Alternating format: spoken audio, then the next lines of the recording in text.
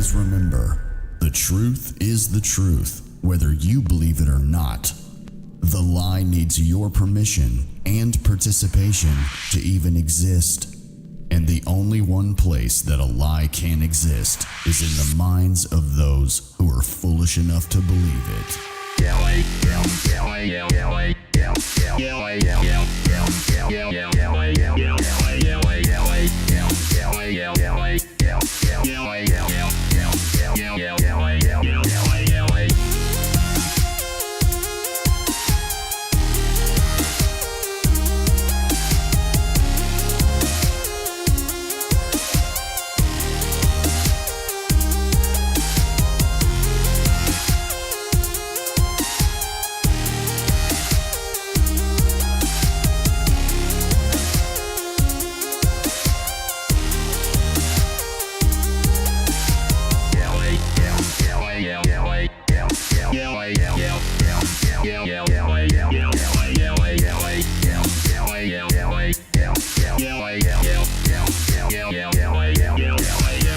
You're in the 7 Club. You're in the 7 Club. That's right. All right, here we are. 7 Club. We're back. We're on TikTok. We're on YouTube, streaming simultaneously as we rock and roll. And just to let you guys know, just kind of what we do here and how we do it. So if you're on TikTok, just jump over to my link tree, which is in my bio on my TikTok. Just click that, button and follow, of course, but then also go to my link tree and maybe, just maybe, you'll see your comments pop up like this one. Cass City said, first, yay, first one in the house. 7 Club, 7 Rainbow, 7 Colors, 7 Heavens, all these sevens out here. Geo says, hang loose, y'all. Hang loose and hang tight, because today we're going to be going over a super awesome topic called electrostatic levitation, right? So just in case you don't know what electrostatic levitation is, I'll show you a little example here real quick. We'll jump over here. Take a look. This is at-home stuff that you can do, all right? Now with electrostatic energy, you can make things levitate. Look at that.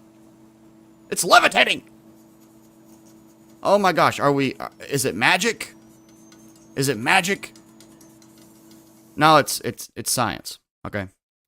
Now, I have reason to believe that we live in an electrostatic and electromagnetic universe surrounded by electricity. We are electric beings, in fact, right? Would you guys agree?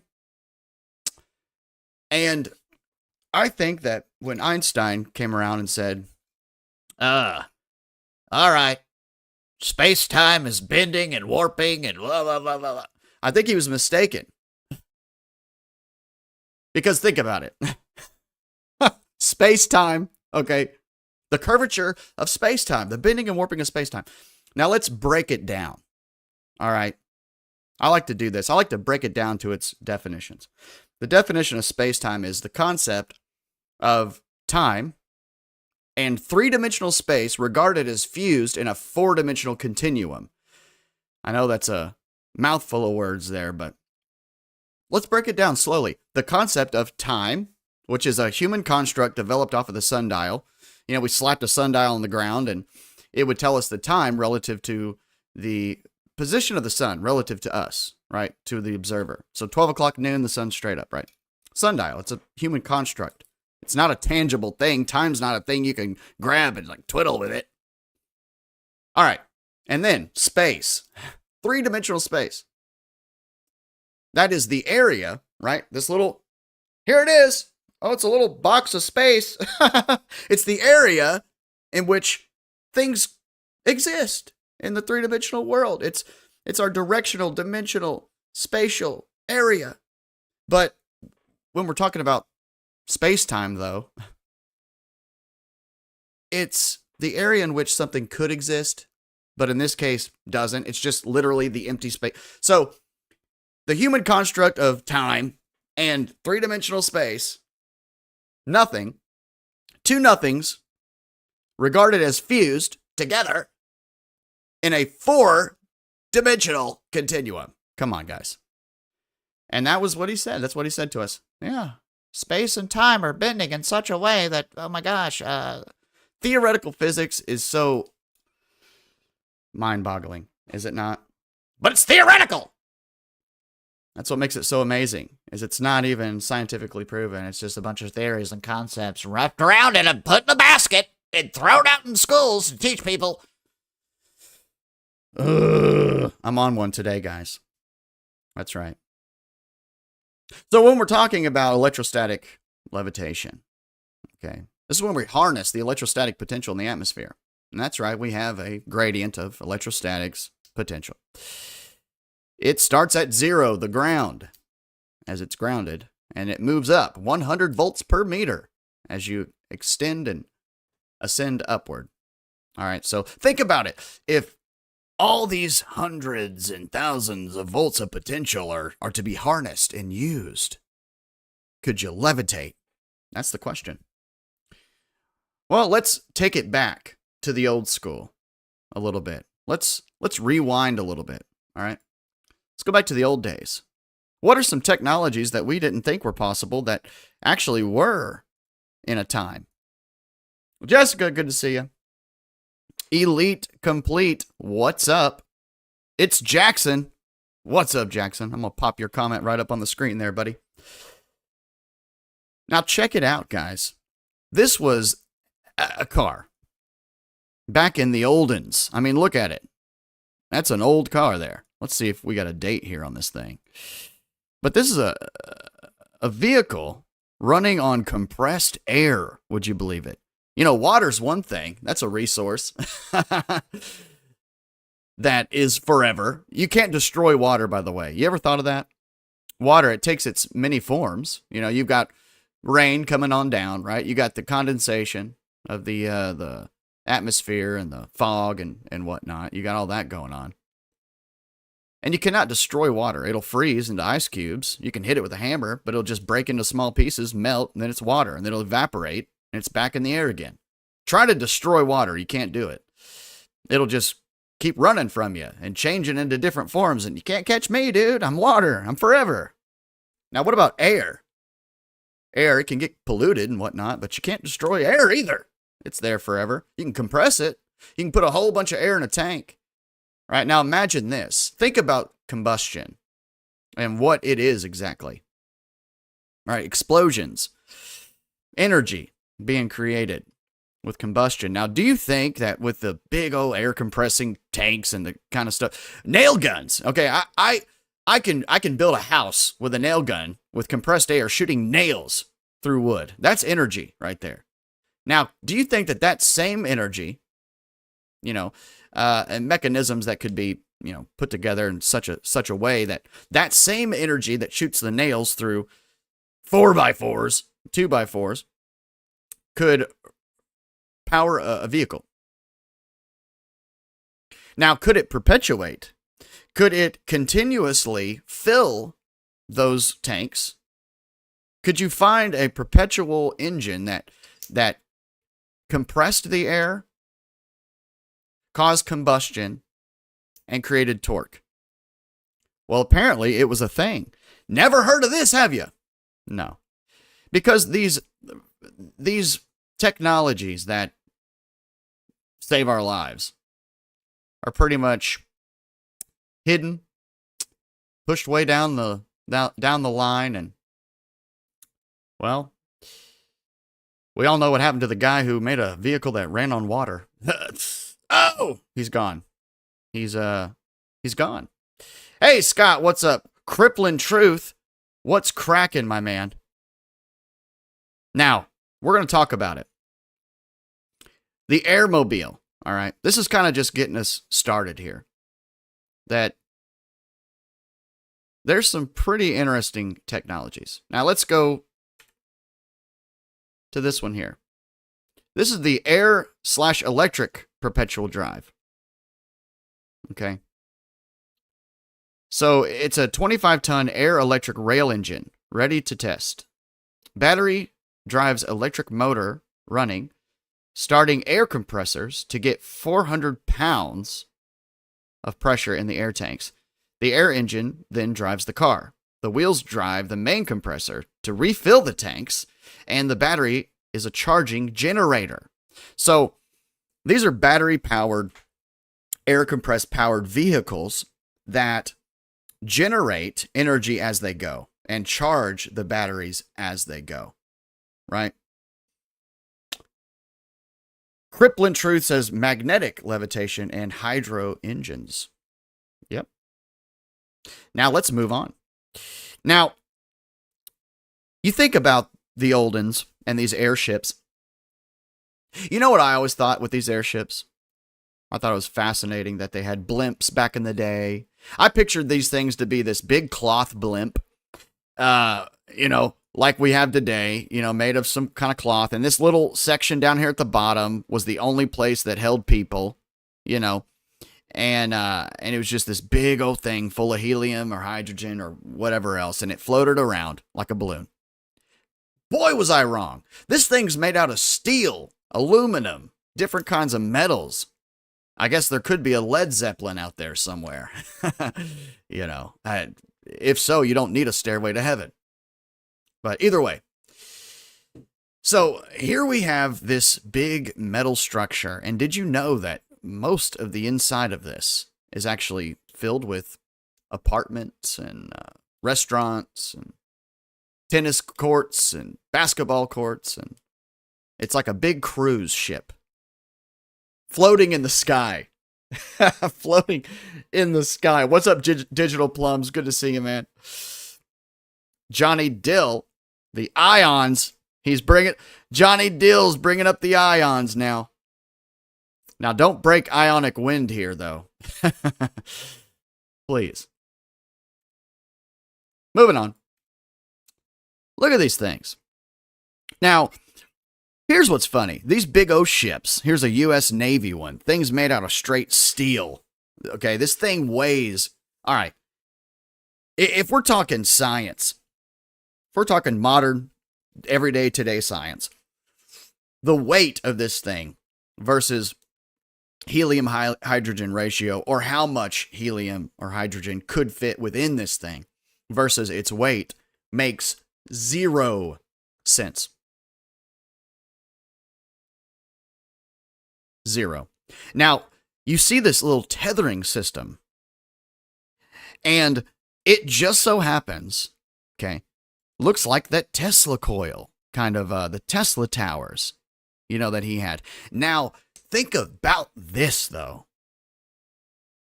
What's the Eiffel Tower? Was the Eiffel Tower just a piece of art for looksies? Was it for looksies? Or was it for electries? Was it for power? Was it for energy? Did it sustain and one day power Paris? I don't know. But I do know that these strange towers seem to be the locations. It looks like a power plant, does it not? Does that not look like a power tower now? Come on. And these things tether to the tips. And I guess they charge up. I don't know. I'm just speculating here, guys. Now, here's another photo. And look at these guys. Look at these guys. Wouldn't it have been great to live in this time, guys? You got your one guy with a mustache that definitely wouldn't translate well today now. Somebody else had that mustache, man, and I don't know if you got the memo or not, but those ain't cool anymore. And you've got weaponry. Look at this. Are these remote-controlled Gatling guns? Wow. And then you've got your lookout spot here. And this thing is huge. Huge. And it's completely made of metal. Okay. Got the tethering system here. And I don't want to spend too much time on this, but here we go. Look at this. You got the nipple connecting to the mooring eye. You got the window here to your soul. You got this guy. What's he doing? He's just traveling uphill. It's an uphill battle for this guy. And a gas bag. you got to have your gas bag. Come on. Got to have your gas bag. Unless you just had White Castle, then you got to get out of here. Yeah. Here we go. Windows. Now, if that's a gas bag, then why do you got windows where your gas bag's at? Do you want the gas to have a nice view outside? Or look at this welding. Now, is that a weld done by a hand? That looks like a giant welding machine. Hey, do you think a giant could have maybe done that weld? Imagine the size of the stick to create that little weld there. What is happening? What? Isn't that wild? King Nug Nug's got a question. He said, why is it that all over planet are round, but Earth is flat? Man, they gotta better their AI out here. All right, those of you in the chat, were we talking about the Earth at all? I guess they assume because I'm a flat Earth content creator and that's what I talk about a lot, that I'd still be talking about it every single live. So they send their bots in to ask the same questions over and over. I will answer it real quick for those of you who are curious. Those aren't planets. Those are luminaries. We don't know if those are portals, if those are other realms from the outside. You know that even Earth, if you took the biblical depiction, if you took just biblical cosmology and looked at the Hebrewic, it's a sphere, right? All on the outside. So if light were shining on just the outside of it and it was suspended in water, it would still look like a sphere. We live on the plane of inertia on the inside, right?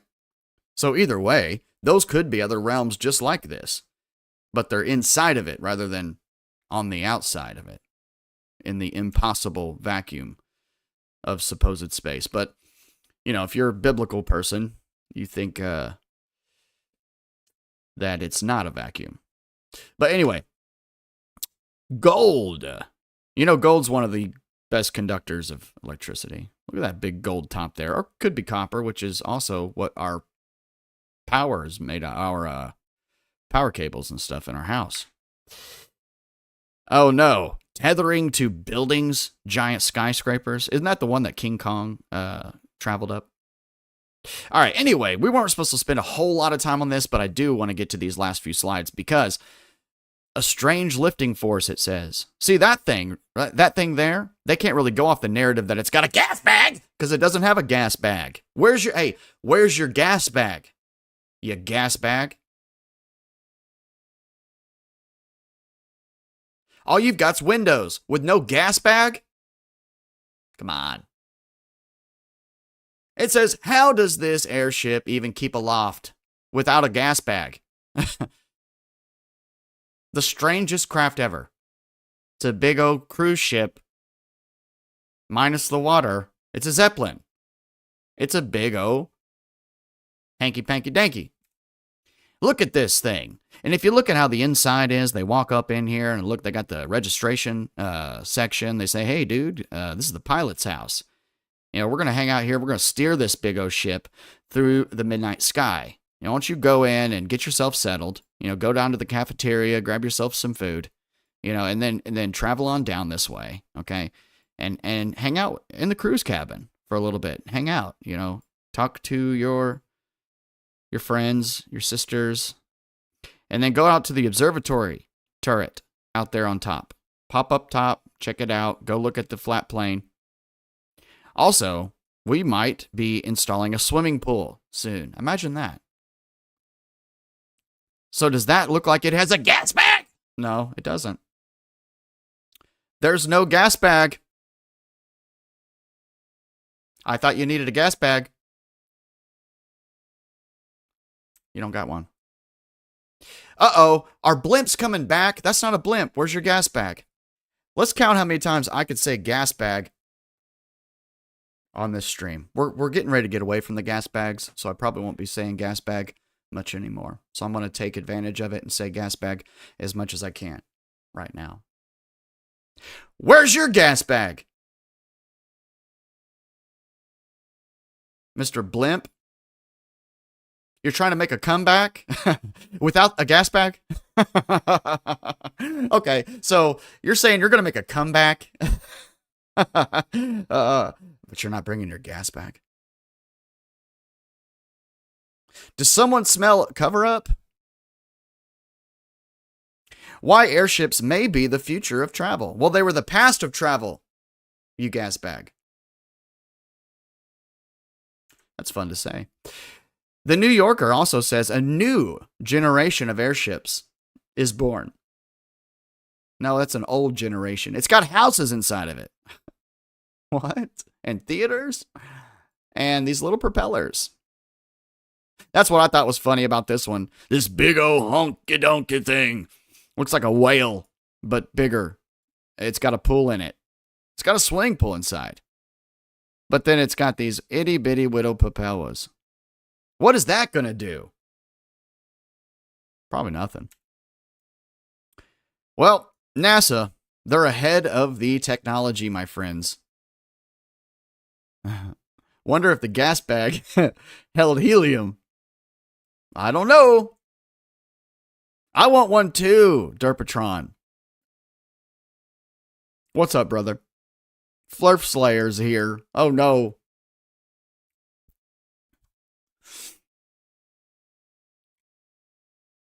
Shooting stars. The firmament. Mr. Jones. My man. I'm going to have to skip down to the bottom here. Elephants in the blimps. Yeah. NASA is taking all control over the electrostatic levitation with their laboratory here. They got all their bells and whistles and gadgets, and this guy's making marbles float over here like that's all they know how to do. Come on. We're going to show you. They know a little bit more than just floating little bitty marbles here. And I lost my marbles when I found out just what they were doing with electrostatic levitation back in the 50s. Here's a patent that you might want to go ahead and screenshot. Now, I've shown you guys this a million times, and I'll keep showing it. Why? Because it's important. This is for the triangular spacecraft. And if you'll notice here, it's this triangle. Okay, it's a spacecraft having a triangular hull, which is its body, with vertical electrostatic line charges on each corner. It's got 3 corners, meaning it has 3 electrostatic line charges that produce a horizontal electric field parallel to the sides of the hull. That means that vertical electrostatic charges come down. I usually draw a little thing for you guys and illustrate it. So I'll have to go to my TikTok to do that. Will it let me? I don't know. Anyway, see these little round half spheres on each corner. Imagine like a electrostatic line charge coming straight down vertically and then creating a horizontal plane wave. Right? Can't see it. It's just a wave of energy that produces both lift and propulsion. This is a part of what's called unconventional propulsion systems, and it is a technology that 100% works. And people will say, dude, they can't do that. All they can do with electrostatics is make like little pieces of tin foil float around and feathers and super light stuff. It's like, all right, let's debunk that right now, actually.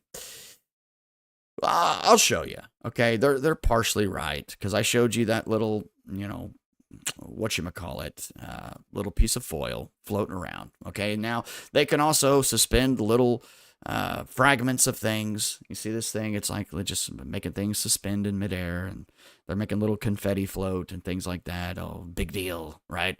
That's, who cares, 7 Club? You're not talking about actual vehicles or anything with some weight to it. I bet you can't make that float with electrostatics, can you? Well, let's take it back again. Back in the old days when they didn't really care to, like, show this technology right in our faces. Look at this guy. This is authentic footage of Hewlett's flying platform from 1957, a military device that was intended to give soldiers the higher ground. What? It was built more than 70 years ago, an engineering wonder for its time, but Hewlett's flying platform pales in comparison with the anti-gravity machine of the Russian scientist Viktor Grebennikov. Viktor's machine was based on a unique discovery. He used the wings of a species of beetles that he kept secret. For years, nobody knew the exact beetle. In this video, I'll not only reveal the supposed species, but I also guide you through the labyrinth of Viktor's legendary experiments and show you exactly how you can replicate them on your own. What? According to Grebennikov's writings, he could fly up to a speed of almost 1,000 miles per hour, and he was unaffected by wind due to the magnetic field surrounding his device. He soared through the skies, traveling between continents. Then, in a twist of fate, the Russian military seized Viktor's work, and the machine that challenged the heavens was forever lost to time. Or was it? Whoa, did you see that just shoot across? Whoa. Did anyone else see that?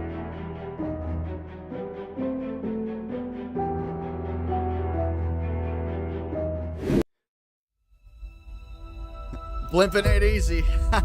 EVE Online That's is awesome. a vast. Since the dawn of society, the greatest minds have been obsessed with flying. Leonardo da Vinci, with his visionary sketches, laid the groundwork for human flight.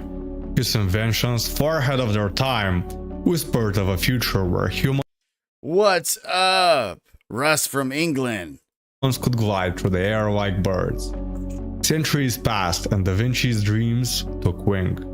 Oh, guys, on YouTube. Hey, Kyle from the chat over in TikTok says that's why that beetles were important in Egypt, I bet. Right? So, who out there has heard the theories that they used that kind of like levitation technology to build the pyramids, okay? And that's one of the theories out there. Could have been titans, giants, whatever. Could have been anything. But it wasn't a bunch of people carrying 2-ton blocks of stone, right? Yeah, and they had beetles all over their hieroglyphs and petroglyphs, right? Maybe that's the deal. Maybe the fallen angels were showing mankind like, hey, we're going to show you this technology that we have, which ancient relics have been found that actually look like a levitation device, like the core of a levitation device. You'll see. But anyway, maybe the fallen angels were like, yeah, we're going to show you this, and it's kind of like this levitating beetle. We use the same technology, but we just ramp it up and kick it up. You know, nature is whoa, hold on a second. Can we take a minute? Let's monologue here a minute. Did you guys realize that God created this amazing, wonderful place with like all these little like secrets? Okay. These little clues and these cool little phenomenon. All right. And then angel and man started kind of working together here. And what they did was they took everything that was here in creation and started, performing alchemy, really. Started putting things together and making things happen. You know, when you think about technology itself, let's really think about this, you guys.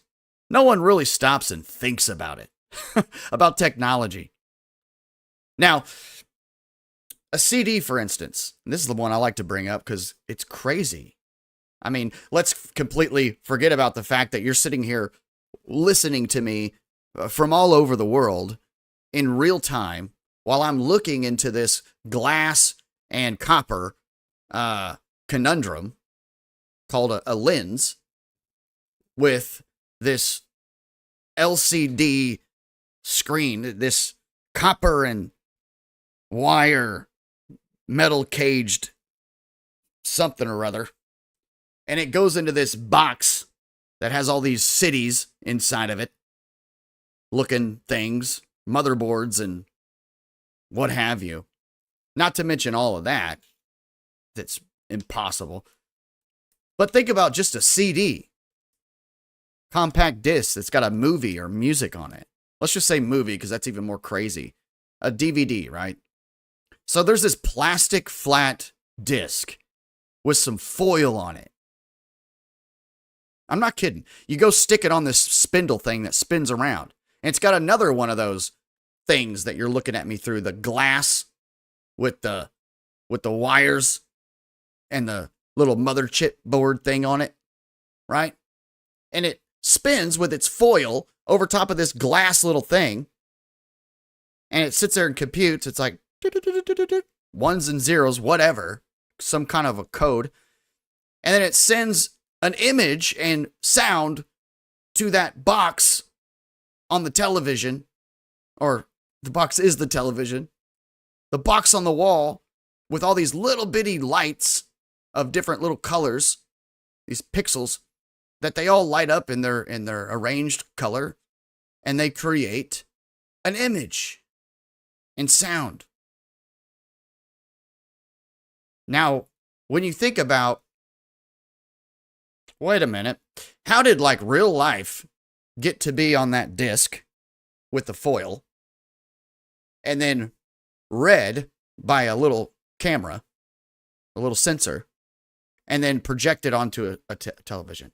Like, are you kidding me? Why aren't we thinking about it? You know, we walk about life and it's like, oh yeah, cool. Technology. Yeah, it's something that I grew up with. So it's like, I see it every day. It's sorcery. I mean, like it's witchcraft or something. It doesn't make any sense. So yeah, think about that. We really just kind of overlook stuff. We're just like, oh yeah, of course. Yeah, I'm just used to it at this point. How did we get used to this stuff? How did we not freak out? We were kids and we didn't really think about stuff. But now we got phones. We got one of those TV things, the Pixel right here. And there's people super far away that we can just in real time talk to them and send them videos and stuff. What is happening? Where are we? Wait, what am I? Then you got to start thinking about, oh no, what am I anyway? Like I'm experiencing, life? It's like, what is life? What is this? I got skin with hair coming out of it. Ah! And it's like, I got this little scratch and the oil, the blood that runs through my cables. And I got these tendons and machines that we're like these biomechanical machines. What is happening? And then our blood, it like starts to clot that little spot. If you get a scratch or whatever, your blood cells like are conscious and they run up to the cut. They're like, oh my gosh, there's oxygen getting in here. We got to patch this up. It's like, I'll do it. I'll die for this. We got little like living pieces of our body that they sacrifice themselves to stop our bleeding and make sure that we live. Like we have all this living stuff inside of us that's just like conscious and moving and grooving. You ever think about this? You know, intelligent design is so obvious, but like think about intelligent design in the, you know, the fact of involuntary function. Like, what? Here we are, these conscious, you know, creatures. You know, we do our daily bidding via our consciousness and analytics and thinking and logic. And, you know, we're actually assessing things and you know, performing life because that's voluntary, you know, and that's somewhat explainable. But think about the involuntary functions that all are happening at all times inside of our body that like makes the voluntary possible. The involuntary, there would be no voluntary without the involuntary things that are happening. in our body. Even neurons and the passing of information through our body it's involuntary. You know, in school, we learn all the involuntary muscles. You know, your heart is beating and your lungs are working and, you know, your eyes blink. It's like, that is so surface and superficial compared to like what's really going on in the involuntary. You know that just by viewing the screen right now that you're watching and hearing me, you know that there's millions of involuntary like procedures and code that's taking place in order for you to receive just this information right now. Now, I'm not talking about the context. I'm not even talking about I'm not talking about the subject matter. That's a whole other ball game. I'm saying just for you to see the screen, the light, and hear the vibration, the sound that's coming out of it, just that takes so much involuntary function. It's translating. You know, you learn a language. All right, now it becomes a learned thing. It's like muscle memory at this point. But you know, your eyes are like capturing the light and the shadows and the different depths. And then it's translating through your brain and your neurons are sending all those signals and it's all in real time, just this magnificent thing that's occurring. We don't stop and think about this stuff enough, do we? We really don't. But if you did, and I think the reason they distract us from this stuff, you know, really thinking, is because if you really did think about all of these things, you could not deny the Creator. What's up, England from Alaska? Awesome. Well, I'm in the United States. Oh, you're in England from Alaska? That's pretty cool. But yeah, so it's good to see all you guys in the chat. I kind of went off on sort of a tangent here. But just think about it. Intelligent design we're without excuse, you guys. And I've seen that a lot of comments were coming in. I'm sorry I missed a lot of those, of getting those on the screen. But yeah. So I knew I'd get off on something. But anyway, the whole case in point, as we went off on this, on that rabbit trail, the point is, everything is here, and it was designed that way. Man has really just discovered everything in creation. And with some alchemy and some trial and error, really, and probably the fallen angels and the hidden technology, and, you know, because now we need to think about this. It's like, here's a car. Think of a car. All its moving parts. All its necessary parts to function as a whole. When did we go, okay, if we're talking evolution and we believe that narrative, when did we go from like chiseling little symbols on a rock to putting together such a sophisticated machine as a car? And how is that possible? How do you even have the right number of trial and error to even get to that point? That these pistons would have to create the combustion, but you would need the fuel to run those, but you would need the oil to lubricate those, and you would need the pipe to put the exhaust out because it's going to create fumes, and just what are the odds? So anyway, when it comes to electrostatic levitation, who brought that to light to mankind? You know, we just watched the video of back in the 50s, and a guy is using electrostatic levitation on a platform and flying around on it. Planes ruled the skies, choppers swooshed through the clouds, and even rockets came into existence. By the way, this was far before a rocket. And this guy is levitating anti-gravity craft. But amidst these marvels, one enigma stood apart: anti-gravity. Anti-gravity is something He had to show a fake station clip. much more fascinating because it defies everything we've known so far. If we're to explore whether Victor's anti-gravity device really functioned, we have to prove that levitation or anti-gravity is possible in the first place. Luckily, someone already did that, and we have it on tape. We did that. Like, Reputable UK scientists minutes ago. proved levitation through sound to be possible. They managed to levitate an ant using certain frequencies that created a type of a force field. This achievement was not just a scientific feat, it was a glimpse into the untapped potential of our world.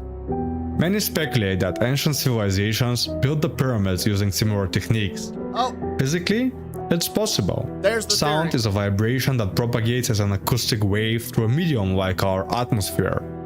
Given the right frequency and consistency, you can practically ride that wave.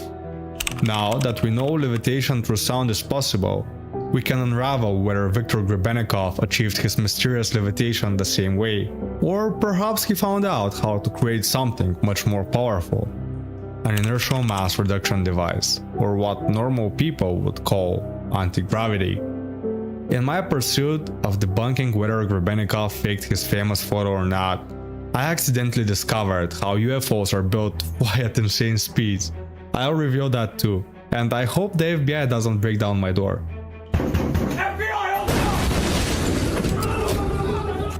After several experts examined this photo, in which Victor is levitating on a platform, they concluded that it wasn't digitally modified in any way. But let's get back to the beginning to see how he built the device. One sunny afternoon, as Viktor Grebennikov was lying in a green field under the sun, a metallic taste crept into his mouth. He felt unease, and suddenly he got so disoriented that he was about to vomit. He got up and moved 10 feet away from the place he was standing, and immediately got better. When he returned to the place to pick up his belongings, Grebennikov felt ill in a matter of seconds. Upon closer examination, he realized that right beneath the spot where he was lying down, there was an underground beehive, and from the vibration of the buzzing bees, his organs and blood were feeling out of place. He returned several times to this location, testing out whether the bee buzz affected him at different times and in different weather conditions. Each time, the results were the same. He came back a few months later to the location and found out that the beehive was dead. Regardless, he took a big slice of it in his backpack and went to his laboratory. Then, during some tests, Victor placed a mechanical clock over it and noticed that it would disturb the accuracy of his clock. But why was this happening? If the vibrations were key, as he thought, and they were gone now, then what was causing this effect? There were no bees anymore to vibrate there. Grebennikov then tested the hive on himself. He noticed that it would affect his hand when he would put it over the comb. Several other people did the same, and they would experience different sensations: hot or cold waves, numbing, and feeling of unease. But none of this could be documented using a scientific device, as thermometers or ultrasound devices weren't affected by the beehive. He had unintentionally rediscovered what Oskar Korschelt was granted a patent for 100 years prior in 1893, the cavity structure effect. Cavity structures affect human bodies due to the supercurrents and electromagnetic radiation that they enhance. Remember this one, it plays a major role in the technology UFOs use to fly.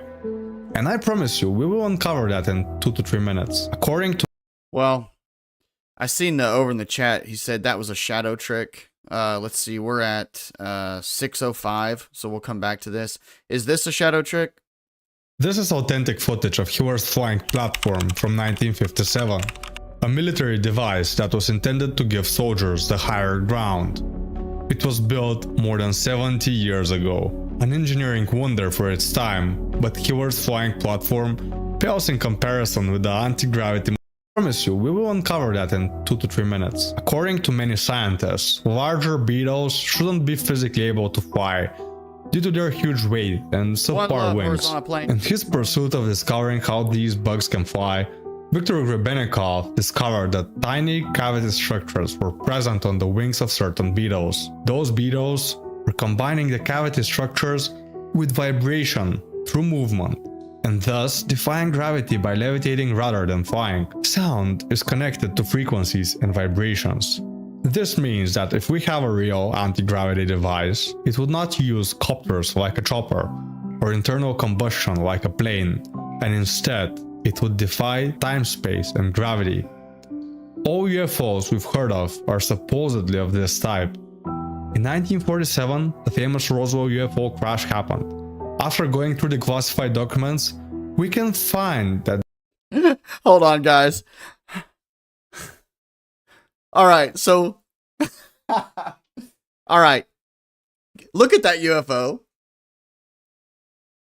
It looks like 1950s, like, home decor. How come the UFOs back in the 50s and 60s looked like something that came out of the 50s and 60s? And then you see our UFOs today, and they look more modern. Oh, ah, ooh, ee, ah, ooh, oh, ah, ee.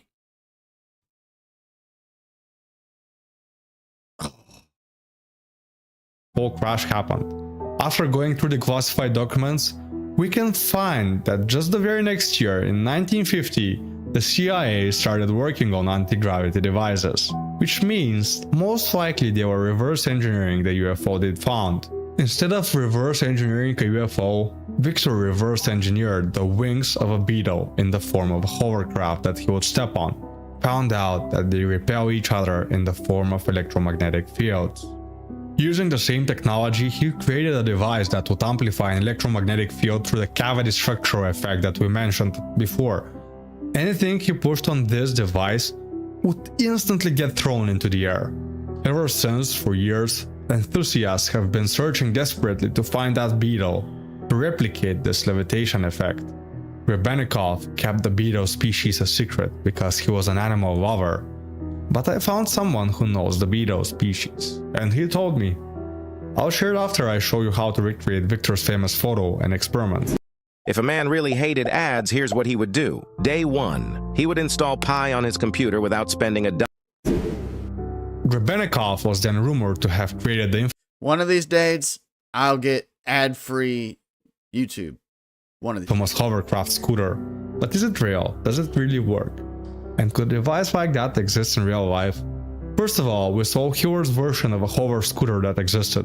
My best guess is that Grebennikov stole the design from Hillard. You can see the resemblance. As we mentioned earlier, the photo of Grebennikov levitating isn't digitally faked.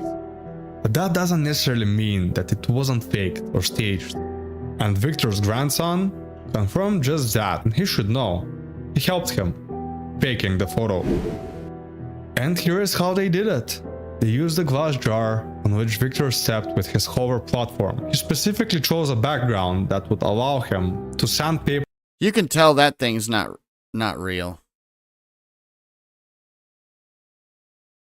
Jar on which Viktor stepped with his hover. It's not, it's a piece of wood.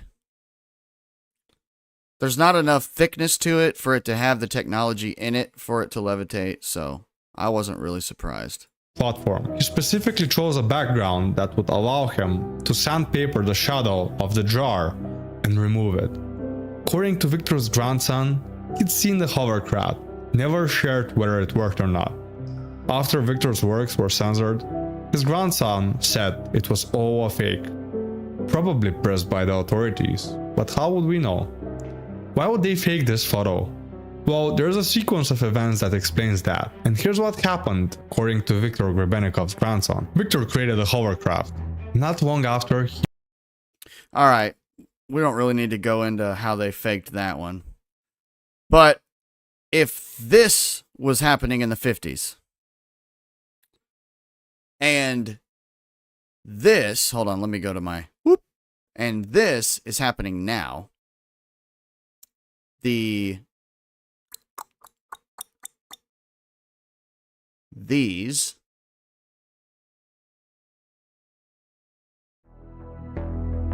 look at this, by the way.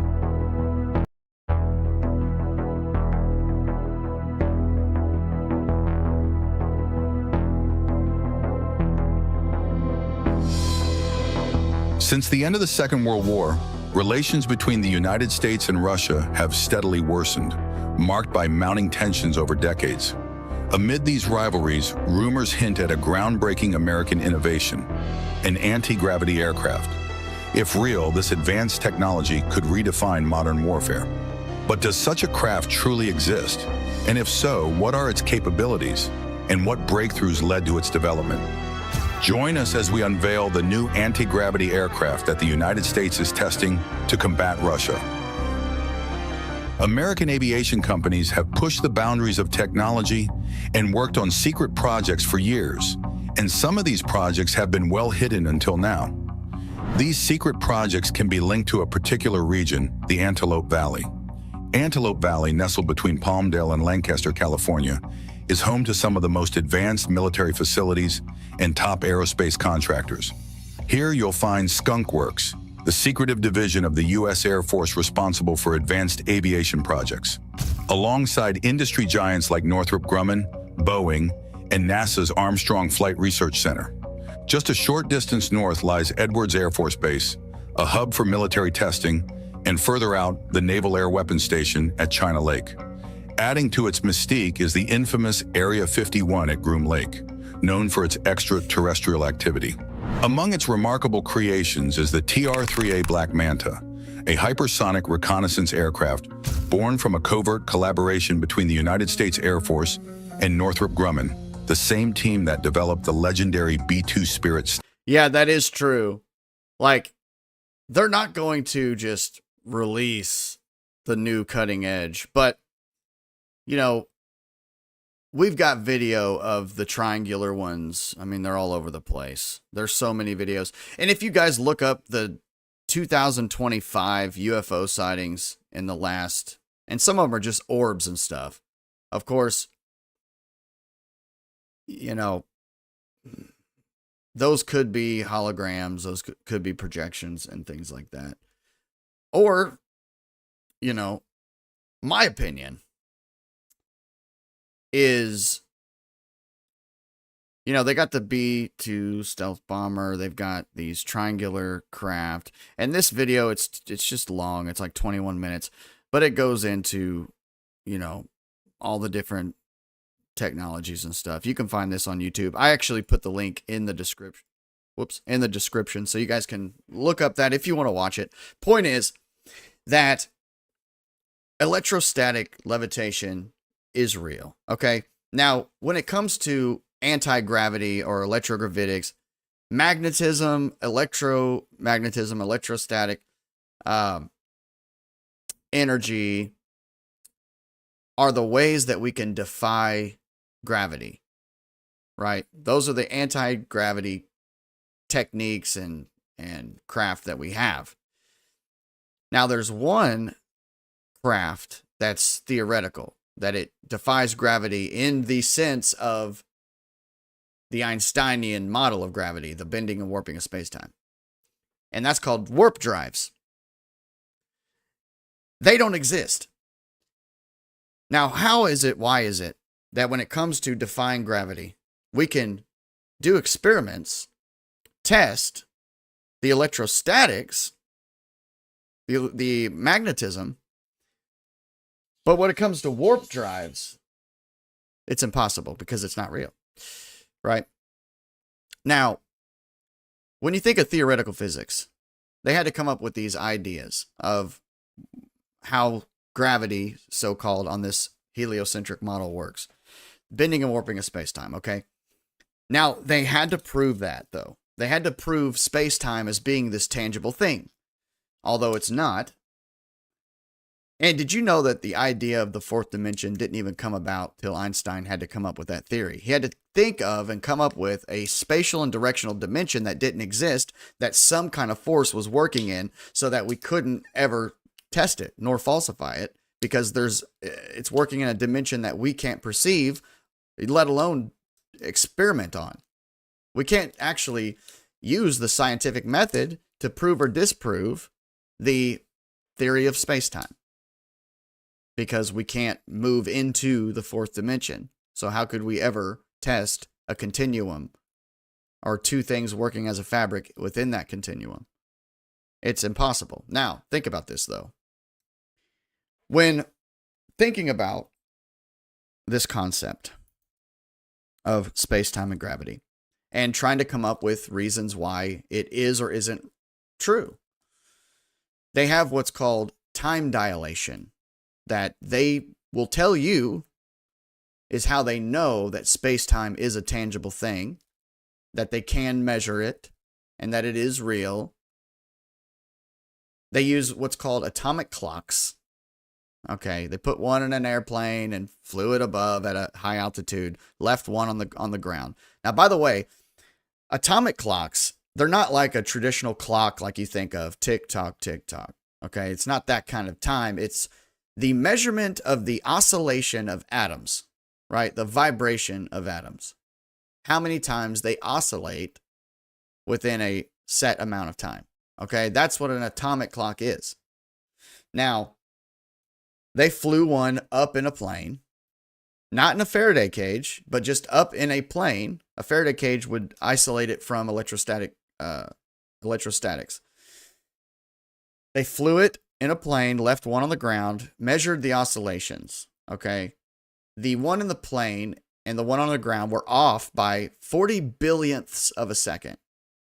That's all they were. That's the only difference that there was. Now, they took that, the 40 billionths of a second off, and said, oh, time must move slower at different altitudes away from Earth. The further we get from the gravitational, or faster, sorry, time moves faster, right? Whatever. However, whichever way it goes. Now, the problem, though, is, and I need to email these to myself so I can pull them up. I did some research because I wondered, I said, okay, so this is the vibration, the oscillation of atoms. Would electrostatic potential in the atmosphere have an effect on this? Like the higher you go up, and if you're in the higher electrostatic potential in the atmosphere, could it affect the oscillation of atoms in that frame? So I did some studies and found some papers, found some PDFs, which you guys can go look for these as well, where they did that. They tested, atomic clocks near electrostatics. Man, I wish I could. Actually, I'm going to send those to myself real quick and we'll pull them up. But that's how they do, right? They'll take it up there. They'll get a reading, which 40 billionths of a second is kind of crazy anyway. They'll get a reading, they'll come down, they'll tell you, oh, it was the bending and warping of space-time that caused that difference. Right? Completely leaving out the possibility of electrostatics being what could have affected the oscillation of the atoms.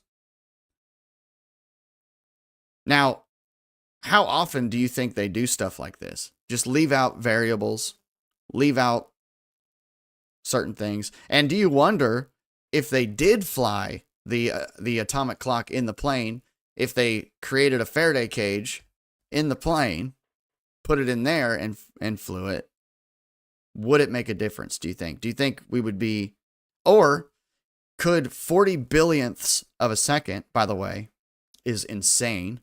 Could that be a human error thing? You think about starting and stopping, okay? There truly is no way that you could even start and stop a stopwatch the exact same every single time when you come down to the billionths of a second. Billionths of a second. 1 billionth of a second means that you've split a second into a billion pieces, and you've taken one of those pieces. That's 1/billionth of a second. You know that 1 billion is 1,000 millions. So imagine taking 1 second and splitting it into a million pieces. All right?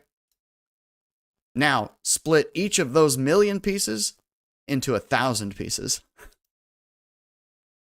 That's a billionth of a second. Does a billionth of a second even exist in our frame of time?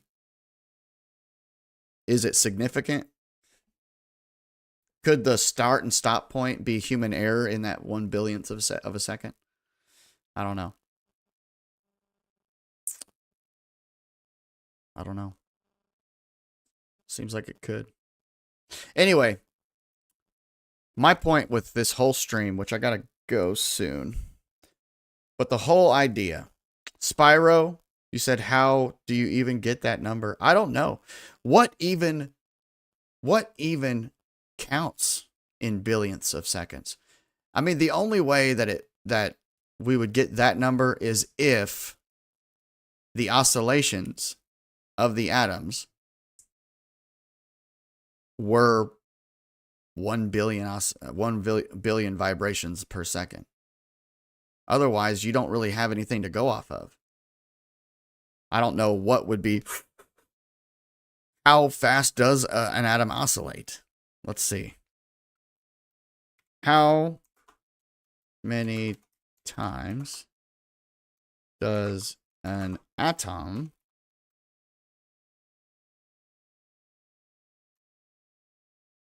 oscillate per second? Per second. Okay. It says, oh, okay. Yeah. What exactly does it mean when one says an atom of cesium-137 oscillates? Okay. Let's look at this. All right, it says 9,192,631,770. Wow. Oh. 9,192,631,770. That is wild. That is wild. That's how much an atom is. You know, they say that it's all energy, right? So when they got the instrumentation to get that close to an atom and look at it and get up there real close, they realized it's not even a solid thing. So what we thought was particles and solid matter, the more we looked closely, we found that it's just vibrations. You know, it's little balls of light vibrating, oscillating at crazy rates.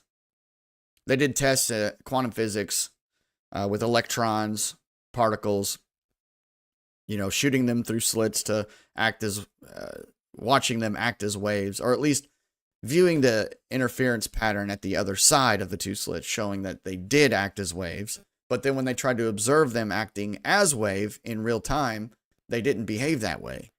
They went to behaving as particle because they were conscious of their of being observed. So even the very fabric of what this reality is made out of is conscious, and it is aware of our awareness. So we live in an intelligently designed universe that is intelligent itself and reacts to and responds to our very observation, which is kind of crazy. You know, the Bible even talks about blinding the minds of unbelievers. It talks about people who have eyes but cannot see, ears but cannot hear. It talks about experiencing a realm beyond the surface. that there is a spiritual realm that's existing, almost another dimension, I guess, but it's happening simultaneously. So I brought this up on my stream yesterday because I was talking about, the debate between two sides. Debates. There's a lot of Hegelian dialectics out there. There's a lot of false dichotomies out there. There's a lot of either ors. There's no gray areas. You could really see the division in the world when you see the solid line down the center. And I was talking to people about this, using this as an example. This is all going to tie in together. But I was just saying yesterday on the stream, I was talking about that is so weird to me that, I started making content all about debunking NASA. That's all it was going to be about. The fakery bakery. And I was like, okay, I don't even have to debate the Earth. I don't have to debate what the shape of the Earth is, because all I need to do is just show everyone how fake NASA is and show them the dead to rights obvious footage proving that. The green screen fails, the wire fails, the augmented reality fails, just the fake rockets, the practical effects, all that. And globers and flat earthers alike will agree that, well, NASA's faking things. Okay. Now, I felt like, dude, even people that believe the globe, they don't have to believe the Earth is flat, but they will see, obviously, that NASA's faking space exploration. That'll be easy for them to see. That's something that, and you know why I wanted to do just that topic of the fakery bakery? Because I knew that both sides, globe and flat, could come together on that. That was my initial thing. I hadn't done any of this yet. You realize I hadn't met an anti-flat earther yet. I hadn't met the trolls, the persecution that was going to come my way. I didn't meet anybody yet. I was watching some flat earth lives. I was kind of hanging out, and I didn't even tap in most of the time. I didn't even know you could. Like, I was so new to TikTok that I would scroll and see a live, and I'd just sit there and watch it. And didn't even realize that you could comment. If you tap the screen, then it brought you into the live. You know what I mean? Didn't even care, really. It was more about just scrolling and checking stuff out. Anyway, to my shock and amazement, I was like, wait, what? So globers not only hate flat earth, well, not globers, but anti-flat earthers, but they'll also double, triple, quadruple down on that NASA is 100% legit. There's nothing funky with it. I was blown away. I was like, wait, hold on. Huh? I was like, yeah, believe in the globe. That's one thing. Awesome for you, whatever. But you're going to defend NASA too? And that's how I knew that this is purely spiritual, and we go off of operating systems.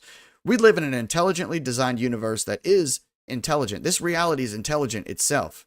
It's shrouded in spirits. It's shrouded in God, and it's shrouded in demonic forces. And I think that we are like these quantum beings who are entangled to an extent. And I think there's the truth, and then there's the lie, right? And it almost kind of goes through this process of scales and veils that are lifted from our eyes. I talked about this all yesterday, but man, it's so on my heart and my mind to talk about again, because like us as a people that are in search of the truth, it's like a layer comes off and we see something and we're like, okay, duh. Once you see it, you can't unsee it. But then there are people who are lovers of the lie, right? They hate the truth. They hate the idea of the truth even. So they couldn't see it even if it was right in front of their face. So my theory on this would have to be that we work off of operating systems and reality itself, okay? Reality itself. There's an objective truth out there. And when we seek it, we will find it. When we're in search of that objective truth, that core, the truth, the thing that's the truth, whether you believe it or not, It's the lie that needs your permission and participation to even exist. And the only place that a lie can exist is in the mind of those who are foolish enough to believe it, to fall for it. But once you become lovers of the lie, you're cuddled up with that. And it's your eyes are receiving this data, but your mind is translating through that lie lens. But then once you become lovers of the truth and seek the truth and want to see the truth, now as your eyes receive the light and the vibrations and the shadows and the depth that's all around you, then it goes in and it translates and it goes through a biblical lens or a truth lens. And then that's what you experience and what you see. It's what matters. It's what materializes for you. Now, I know that in a way that doesn't make sense, because you'll think about, well, no, it's not that every single one person's reality is manifesting for them and it's what they believe is what they see, and that's just the bottom line. But we're entangled as well. I believe that there's portions that we're all entangled with experiencing this reality together, and some things are just, they're going to stay uniform. Like things that really don't matter as much. Like if I go outside and I'm experiencing wet concrete and I press my hand in it. And this is my own very own experience. I press my hand in that concrete and I pull it out. Now, is my own experience so personal that I'm the only one who sees that handprint in that concrete for the rest of the time? No. I interacted with the matter of this realm in a way that now I've put my stamp where now it exists there. That's objective. That's going to stay. You see what I'm saying?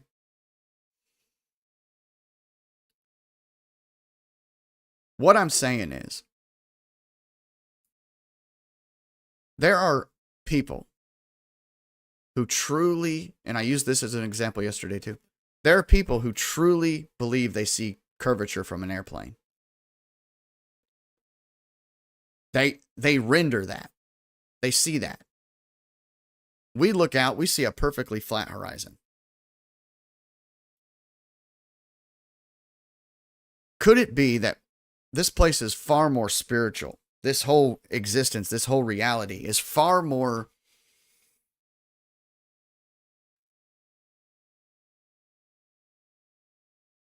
intangible than we even know. Like in a way where it's tangible, but intangible at the same time. To the point where some debates, a lot of them, will never end. You know, Flat Earth is growing because people are becoming more intellectually honest. Flat Earth is growing because people are becoming more lovers of the truth. The objective creation that we live in is being recognized more the more people become honest. It's not even about what you see and what you don't see as much as it is about what you believe or what you're afraid to openly admit. Every single intellectual honest person that I know that has went out and made the observations with the curvature model of 8 inches per mile squared in mind. I emphasize squared because a lot of people think that each mile is just 8 inches. 8, 16, 24, 32, 40, 48, 56, 64, 72, 80. You mean 10 miles away is only supposed to be 80 inches? That's only a few feet. No, 10 miles is like 66 feet. Anyway, what I'm saying is, the intellectually honest people who go out and give it a real go, they come back knowing that we do not live on this ball that they tell us about. Now, the intellectually honest and courageous will now openly admit that they have figured out that we don't live on this ball. I get it. And I'm not, anybody in the chat or anybody that comes across this video later and watches it, I'm not saying any of this to condemn you, make you feel any kind of way. I'm saying this because this was my journey. My journey was a 2-year period of being like, wait, what? And being like, man, I can't say this stuff out loud. What will people think? What? I don't have an hour of time. Like coming up to somebody, somebody brings it up, whatever. You don't have an hour to go all the way back in history and like lay it all out. Because that's, you can't really tell someone about the earth not being a globe in 10 minutes and justify your position. It takes time. So yeah, it's hard, So there's some people who figure it out and then they stay quiet. They sit back. They don't really interact or interfere. They don't really let their socials see it. Me, I had to just create something. I had to open a platform, start a TikTok. I had to start talking about it because if not, I was seriously gonna go depresso espresso.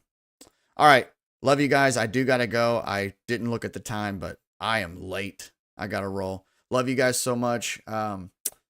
Check out the description below on YouTube and follow the links.